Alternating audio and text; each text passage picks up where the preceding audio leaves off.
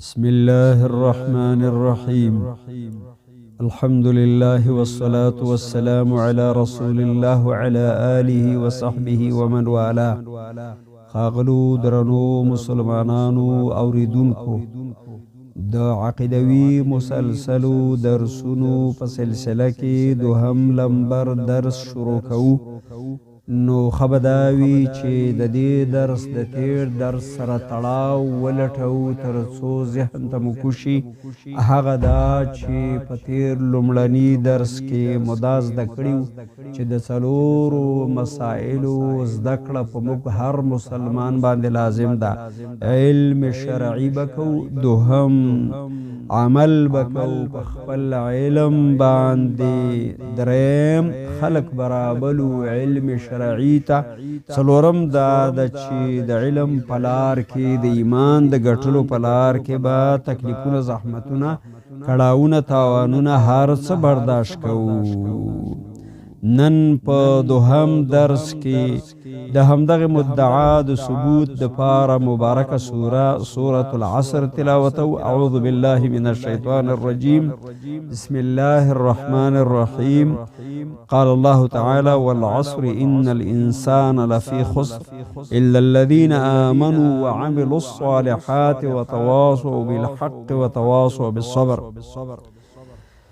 د لوی الله په مبارک نامه باندې پیل کوو. هغه الله چې عام او خاص مهربان، د زیات او دایمي رحم والا دی.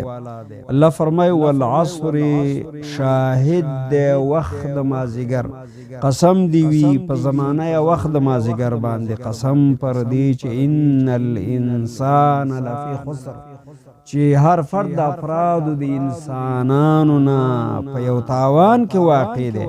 الا الذين آمنوا وعملوا الصالحات، مگر د دې تاوان نه خلق خلاص دی چې واقعا ایمان راوړي او د خپل ایمان پر رڼا کې صالح عمل چې جز د ایمان دی هغه سر ته رسولی.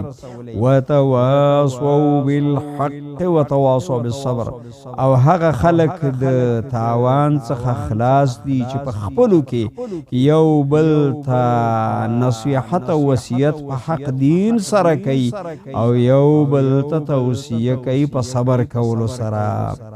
د سورة العصر دا مبارکه سوره په دغه څلور واړو مسائلو چې وړاندې د هغې نه لنډه یادونه وشوله په هغې باندې مشتمل دی. همدا صورت دی چې د ایمان او د صالح عمل طرف ته پکې ترغیب راغلی دی. دا نه دی مګر علم دی او بیا تواصی بالحق، یو بل ته د حق توصیه، او همدارنګه د صبر توصیه، د عمل دی په خپل علم باندې، او بیا په مجموع کې دعوت دی. او دا مبارک صورت هم د صبر سبق ورکوي ټولو مؤمنانو ته چې و مؤمنانو د دې مسائلو په حصول کې او لاسته راوړنه کې د صبر او زغم نه کار واخلئ. دلته به اوږد واټن قطع کول غواړي.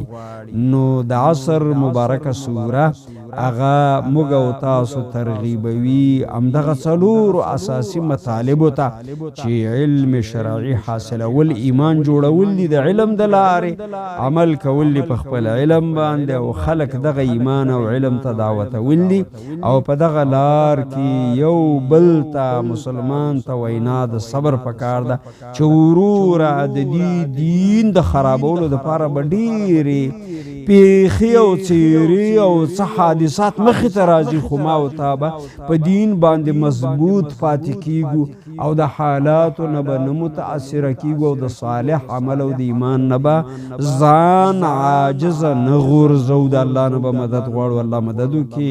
امین یا رب العالمین. وصلی الله تعالی علی نبینا محمد وعلى آله وصحبه.